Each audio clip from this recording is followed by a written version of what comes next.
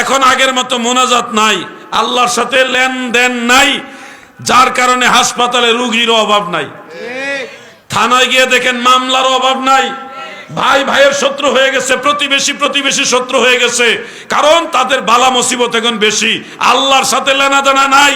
আপনি যদি আল্লাহর কাছে বলেন আল্লাহ আমার শরীরটা ভালো না, বলেন, আল্লাহ তাআলা চাইলে খুশি হয়।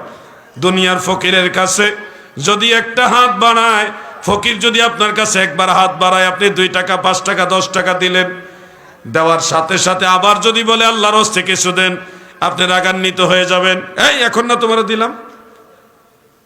যদি আবার চাই আরো রেগে যাবেন, তোমার এখন দিলাম পরে আবার আরেকদিন চাইও।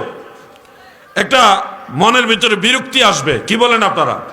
বারবার একই সময় বারবার চাইতেছে, একবার দিছেন, ধরেন 2 বারও দিছেন, আবার যদি এট এ টাইম চায়, তখন আপনার ভিতরে একটা বিরক্তি আসবে, বারবার চাইও না। কিন্তু আপনারা জানেন আল্লাহর কাছে বারবার চাইলে আল্লাহ খুশি হয়। আমাদের অনেক ভাইরা জানাজার নামাজের পরে দোয়া নিয়ে ঝগড়া করে। ঝগড়া কি? নামাজ নাই, দোয়া, এরপর আর দোয়া লাগে না। ও ভাই, কতদিন ঝগড়া করবেন? আর নামাজটা যদি আপনার কথায় ধরেও নেই যে দোয়া, তারপরেও একবার দোয়া কইরা আরেকবার দোয়া করলে আল্লাহ কি বেজার হয় না শরীয়তে এটা নিষেধ? কোন কি দলিল কি ভাই?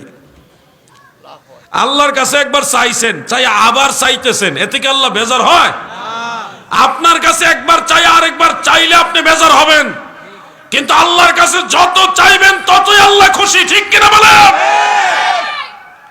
আপনি একটা যুক্তি পাইছেন, নামাজটাই দোয়া, এরপর আবার দোয়া লাগেনি, এটা কোনো কথা রে ভাই? একটা মাহফিলে তো মানুষ 2 বার 3 বার আরো বেশিবারও দোয়া করে, এক এক বক্তা আইসা এক একবার দোয়া করে, তা একটা মজলিসে এতবার দোয়া হইলে কি গুনাহ হয়ে যায়? ফরজ নামাজ পড়ে দোয়া করছেন, আবার ওখানে সুন্নত নামাজ পড়ে দোয়া করছেন, আবার সেখানে নফল নামাজ পড়েও দোয়া করছেন, এতে কি গুনাহ হবে আপনার? কি একটা অবস্থা যে নামাজটাই দোয়া, এরপর আর দোয়া লাগবে না।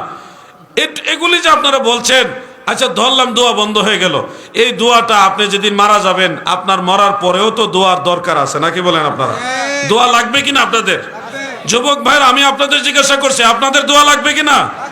শোনো ভাই, দোয়ামুখী হও, দোয়া বেশি বেশি করো, বেশি বেশি দোয়া করে। আল্লাহ রসুল তিনার চাচা হযরত আব্বাস রাদিয়াল্লাহু আনহুকে বললেন, আকসিরুদ দুআ, বেশি বেশি দোয়া করুন, বেশি বেশি দোয়া করুন, কারণ দোয়া এমন এক অস্ত্র যেটার মাধ্যমে মহান সৃষ্টিকর্তা বান্দার প্রতি অনুরক্ত হয়, বান্দার প্রতি দয়াশীল হয়। সুবহানাল্লাহ বলেন।